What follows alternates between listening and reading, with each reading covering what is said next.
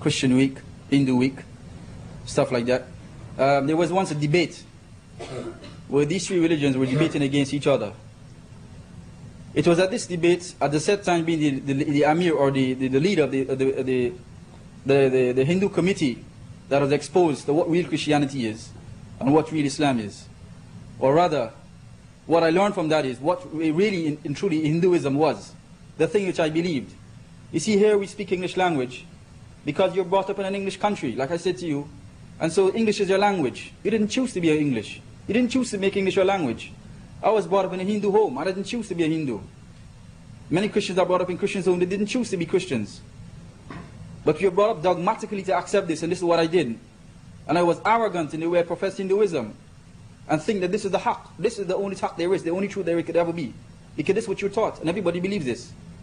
But seldom do we go back to our books. And this is what happened to me in those debates. When brothers, the Christians and the Muslims attacked me from every angle, I realized there and then that I had been a blind follower of my religion. I only know rituals that was taught to me from my parents and it was handed down from ages before. Just handed down. Even though the books are there, it's getting dust in the house. They're the Bhagavad Gita, the Ramayana, and all the rest of the books. But we don't really read them much. Even though I did a little browsing through for the sake of the debate. Just to quote the thing that I want to quote from the text to support what I believe in. But I never critically analyzed it.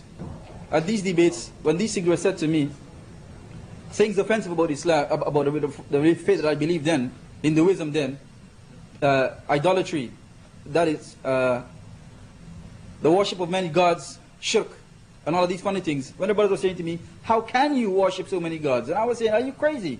Why not? This was the attitude. This is the attitude of a Hindu. That's why it's difficult for you to get to a Hindu. The thing we call shirk, the thing which we attack, we attack everyone about, they make fools of us. And they say to you, why not? And this is the thing, because you'll be brought up to believe this. However, after that debate, I decided it was time to really study the books of Hinduism. I spent the next year and a half, almost 2 years, studying the Hinduism from their texts. I read everything there was to be read in English language. I couldn't read any other language. I was satisfied that what I was reading was authentic according to their belief, because everybody testified that these are the authentic books of the Hindus. And the amount of discrepancies and contradictions and paganism and Nancy stories, as we say back home, that was contained in this was atrocious. I could not believe that in the 20th century, a university student, a college student at the time, would be believing such a thing. I didn't know that these are things I believed in anyway. Just to mention one of the points of the things that really was turning off. One of the major beliefs of Hinduism is the belief in a god called Rama. Rama is their major god, one of their major gods. The story of Rama goes that he was banished in exile. Try to trace the story. Him and his brother and his wife. One day the demon, in according to the Hindu language, is called Ravan. He's supposed to be like the big shaitan as we know him. He wanted to get the wife of Rama. So he took one of his so-called followers, this is according to their texts, and he made him into a nice, beautiful deer. And the deer went by the home of Rama, and his wife saw this deer. And she said she wanted the deer. So Rama, he sensed there was something wrong. Remember, Rama is their god.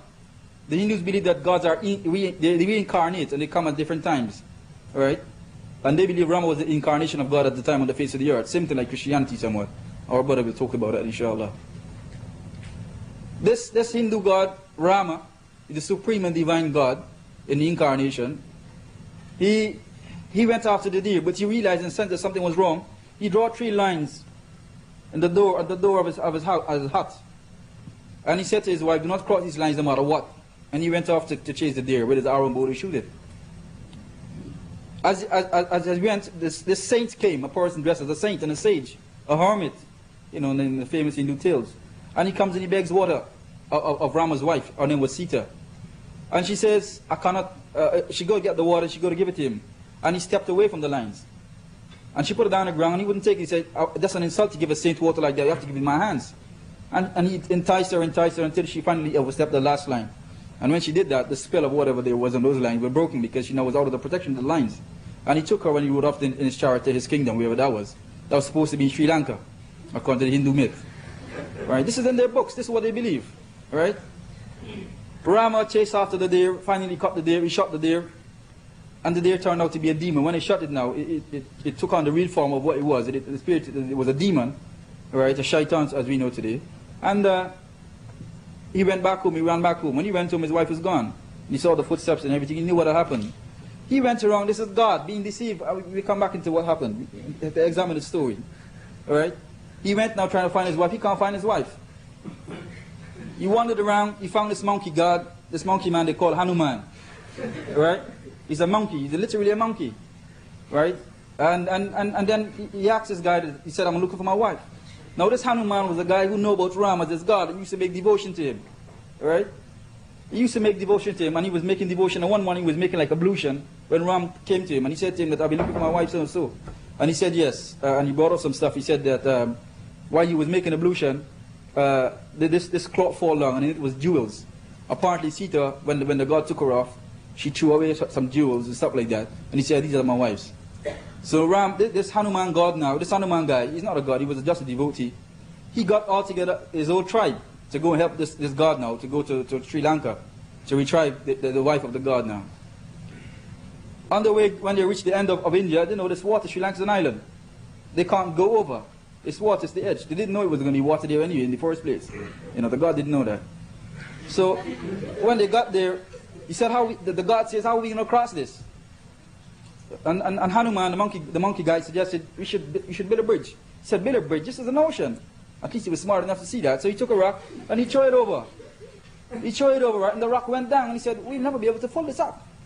And the monkey guy said, I have faith that it can happen. And he took a next stone and he wrote the name Rama, Lord Rama, on the rock and threw it and it floated. And so the faith of the devotee was more stronger than the power of the god. Right? And that's what he did, right? And they built this bridge and they went to Sri Lanka. And they fought the devil and his army. And ironically, the god could not kill this devil. This devil has 9 heads, this Ravan. Every time he shot one of the head off with his arrow, the head would come on back.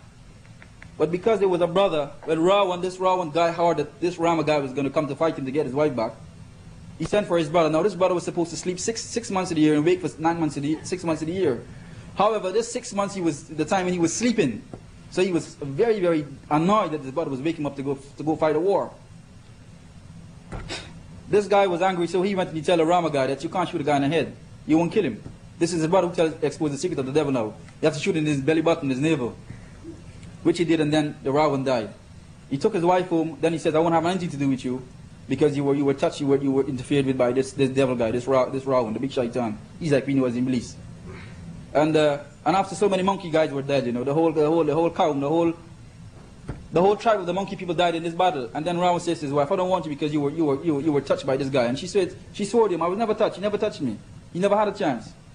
And the story ends when she says, if you won't take me, then I will pray to, I don't know to whom, he's the God.